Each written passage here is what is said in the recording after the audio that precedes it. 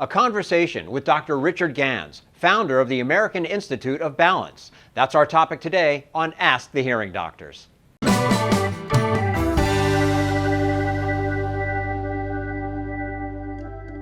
Hi, I'm Dr. Anna Insola with Hearing Doctors, the highest rated audiology practice in the Washington metropolitan area with over 1,500 five-star reviews. Today, we have the pleasure of having Dr. Richard Gans here, the founder of the American Institute of Balance. And we're having a conversation about maybe your backstory. You can share that with our audience today. Great, happy to, Dr. Anzola. You know, I often tell people my first professor was my mother. And I first attended class when I was 5 years old. My mother had intractable Meniere's disease. And no one could understand, this was back, in the 1950s, nobody could understand why this otherwise healthy, active person couldn't get out of bed, was spinning. People thought she was drunk, vomiting. It was really quite awful. And being an only child, I became her caregiver. And fortunately, though, after about 10 years of really being miserable, finally Meniere's disease, as it often does, burned itself out. But she really lost 10 of the best years of her life. From the time she was 30 to 40, she really was miserable. She was afraid to drive. She was afraid to go out in crowds. She was always afraid, well, what if people think I'm drunk? What if I'm vomiting and I'm down on the floor? So when I approached the whole field of neurodiagnostics, audiology, electrophysiology, I really dedicated myself to the fact that nobody should have to live like my mother did. So that's really been our mission.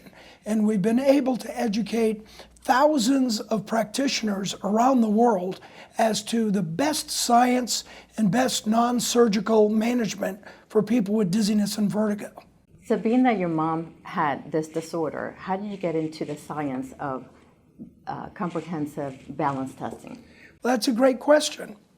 You know, most of what we were doing in this field was really developed by NASA and the Air Force. You know, when the first shuttle astronauts started to come back from the missions, late 70s, early 80s, they were coming back with very, very bad balance. And NASA, of course, didn't have an unlimited supply of astronauts. So it really took the work of teams at Wright-Patterson Air Force Base, Ohio State, and a lot of other scientists. I was doing my PhD at the Ohio State at that time, and it was just fascinating between animal research models and then developing vestibular rehabilitation and treatment. So what was being done in military and space travel wasn't yet being done in civilian medicine. So we took it upon ourselves, starting in 1983, was to bring the same science that NASA and the military was using to the public. So tell me what's going on right now at the American Institute of Balance. Well, we're very fortunate because we're celebrating a big anniversary. We founded the Institute in 1992. Since that time, we've had a global footprint. We've done 150 international presentations in 35 countries.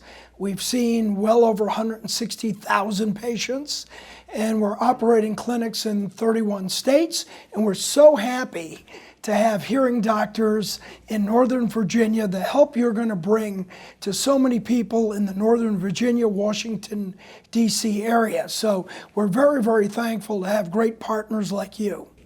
Thank you. Yes, we're so excited, and it's just been an incredible partnership, and it's really going to give us the opportunity to even help a lot more people that are suffering from dizziness or balance issues. Absolutely. You know, Dr. Anzola, the only other facilities in the entire United States that have your level of comprehensive equipment and testing and expertise are facilities like Mayo Clinic, Johns Hopkins, NIH. But now patients don't have to suffer. Their physicians can refer them quickly, easily. These tests are virtually all covered by Medicare, third-party payers, so no one, as we say, has to just learn to live with it. Exactly, and that's a good point that you make. Tell me a few more other breakthroughs that you have in technology today.